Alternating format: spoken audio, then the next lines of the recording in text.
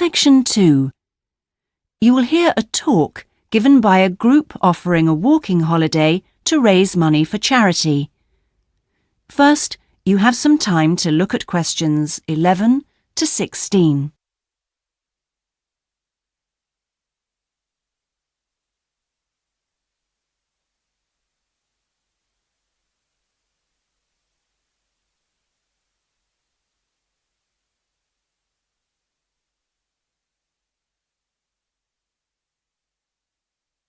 Now listen carefully and answer questions 11 to 16. Good morning. I'm very pleased to have been invited along to your club to talk about our charity-sponsored walking holiday for education aid. I'll start by giving you a brief overview of what it entails. First of all, let me explain what we mean by sponsored here. This is where people promise to donate money to the charity if you achieve your goal. In this case, to walk a certain number of miles. Basically, we are organising a 10-day holiday from the 6th to the 16th of November, with 8 days actual walking, trekking in the Samira Mountains. Let's have a look at some of the details. We require you to raise sponsorship money of at least $3,200, paying $250 of it up front as a deposit, and the rest in stages throughout the year. Out of this, about 35% will go on your expenses, and that leaves 65% guaranteed to go to the charity. Which brings me to the most important part. This trek is being specifically organised to help education in the Samira region. Last year we helped train teachers for the disabled, and this year we're focusing on the pupils. Each of the walkers' sponsorship money will go to help an individual special needs pupil in one of the mountain schools. In the second part of the talk, I'll be giving you a lot more details. But back to the basic information. Age limits. This is the second time we've run this kind of holiday, and on the first we even had an 80-year-old. But we found it was wise to establish limits this time. You have to be at least 18, and the top limit is now 70.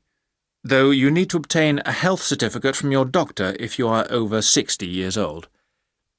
Now, the Samira Mountains are among the highest in the world, but you mustn't be too daunted. We will mainly be trekking in the foothills only, although there will be spectacular views even in the foothills.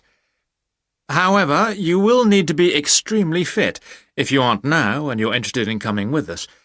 You have plenty of time to get into shape.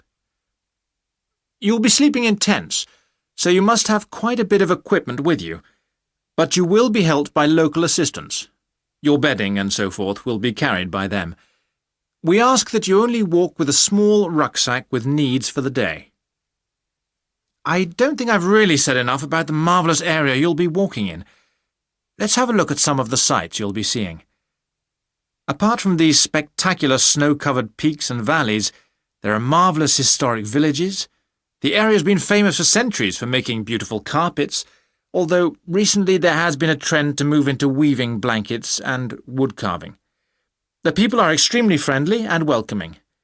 We deliberately keep the party small in size to minimise disruption to people and landscape. Before you hear the rest of the talk, you have some time to look at questions 17 to 20.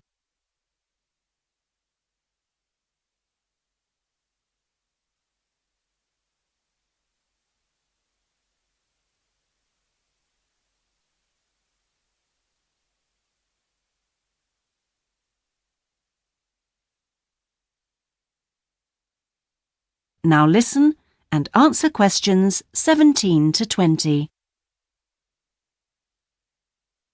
I hope that there are still some people interested. I will be distributing leaflets at the end where you can find out more information. But just for the moment, I'll outline the itinerary, the main high points of the holiday. Obviously, you'll start by flying out to Kishba, the capital city, on day 1. After a couple of days to acclimatise yourself, you'll start the trek on day 3, walking through the enormous Katiba forest, which will take the whole of the day. Day 4 takes us higher up, going through the foothills, past a number of villages, and visiting a school for the disabled in Sohan. Then you have a rest day, that's day 5, before going to the spectacular Kumi Temple, with 12th century carvings, set in a small forest by a lake, and that's day 6, the highlight for many. We stay near there for day 7, because then comes the hardest day, walking through very mountainous country, but culminating in a swim in the Pate Falls. This is the highest waterfall in the region. Day 9 is much easier, with part of the day spent in a village where they make some of the gorgeous red blankets. Then back down to Kishbar and the journey home. So, you can see it's a pretty packed timetable. That is the end of section 2. You now have half a minute to check your answers.